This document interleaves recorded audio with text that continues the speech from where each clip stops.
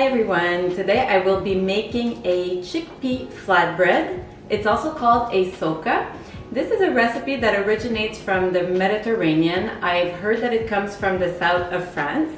I won't make it the typical way. I like to make it a little bit thinner and then it becomes really crisp. So I use it more as a cracker than an actual flatbread. So I'll show you how I make it, and then of course I'll show you some delicious toppings in some other videos, but in this video I'll just show you how to make the actual crispy soca. I use 1 cup of water, and then I will mix in 1 cup of chickpea flour.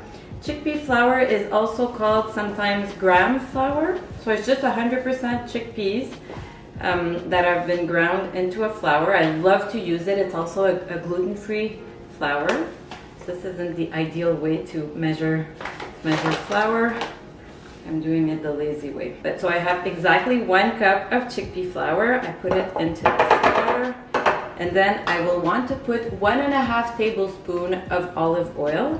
So I'm just going to eyeball it here. So 1.5 tablespoons, and then I want to make it quite salty, so I'm putting 1/2 teaspoon of salt, and I like to use freshly ground sea salt. I'm going to mix everything with a whisk, try to make it as smooth as possible, and then I'm actually going to let it sit for about half an hour, because chickpea flour needs to be absorbed into the liquid. So it's better if you let it sit for a little bit.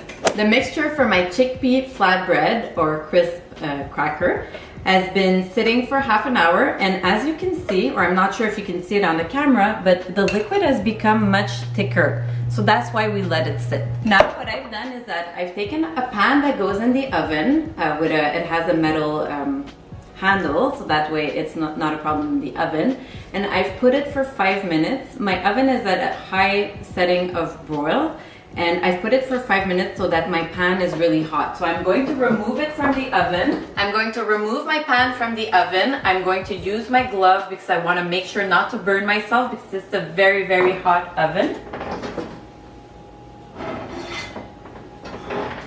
Okay, I add some olive oil in the pan, in the hot pan, so that way I'm able to move it all around. So about a tablespoon of oil. And what I'm going to do is that usually when I make my flatbread, I use this whole mixture for one, but because I want to make it thinner and crisper this time, I'm going to make it in 2 times. So I'm going to actually only put half of this mixture. And I'm going to let it spread. I have to make sure not to touch the handle, so I'm going to let it spread so that it becomes thin. I think that's thin enough. I'm going to put it back in, and then I'll leave it 8 minutes to broil. I've left the chickpea flatbread in the oven for approximately 10 minutes. I probably left it a little bit too long because the edges are a little bit too burnt. I like when it gets darker, but this is a little bit burnt. It doesn't matter, it's still going to taste delicious. I put it on my plate. I love to top it with my delicious mango salsa. If you want to see the video on how to make this salsa, you can look it up in my videos. It's very simple, and this is such a delicious appetizer to have with some friends in the summer in the backyard with a little glass of rosé. I'll show you how I slice it up. So I like to slice it. Thank you for watching. Please make sure to subscribe down below, and I can't wait to see you in my next video.